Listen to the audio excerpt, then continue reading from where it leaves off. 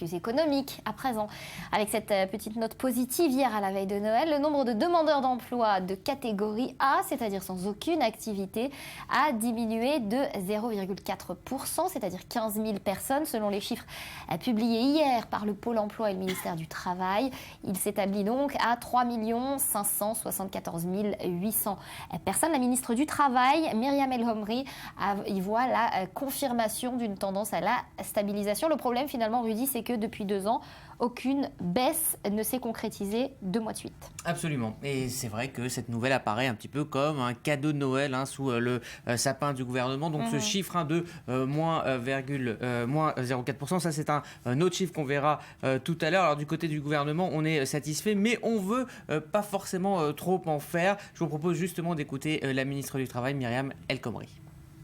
Le nombre de demandeurs d'emploi inscrits en catégorie A, c'est-à-dire sans aucune activité, a diminué de 15 000 au mois de novembre.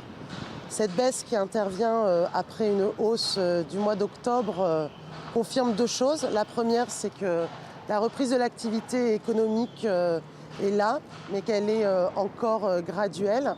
Nous devons bien sûr amplifier cette baisse, et c'est d'ailleurs tout le sens des mesures que je présenterai au président de la République et au Premier ministre dans les prochains jours, à la fois pour consolider la croissance et également pour amplifier des mesures en direction des demandeurs d'emploi de longue durée, mais également en direction des seniors et aussi pour développer beaucoup plus l'alternance.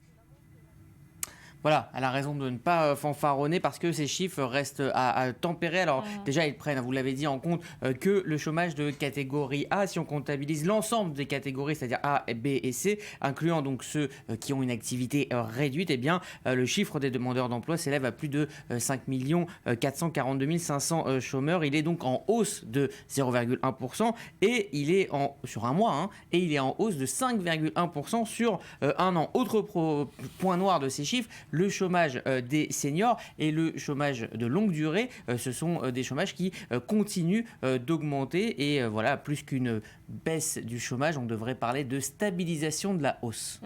Alors pourquoi cette reprise, justement, elle ne se fait pas ressentir? Alors, parce que le chômage, c'est un indicateur qui se regarde sur plusieurs mois, plusieurs années même. Donc depuis 2 ans, vous l'avez dit, aucune baisse mensuelle n'a pu être enregistrée sur 2 mois de suite. Et si on regarde sur un an, le nombre de demandeurs d'emploi de cette seule catégorie A augmenté de 2,5%. Donc le chômage ne baisse pas. Pourquoi il ne baisse pas? Parce que l'économie française est trop fragile pour l'instant et que la croissance qui est en hausse de 1,1% pour 2015, qui devrait l'être, eh bien elle est trop faible pour soutenir une vraie baisse du chômage, la vraie fameuse inversion durable de la courbe du chômage. Souvenez-vous, c'est cette fameuse promesse qui est la condition sine qua non à quoi? Eh bien à une candidature Hollande en 2017. Et ceci est dit. Merci Rudy. Allez.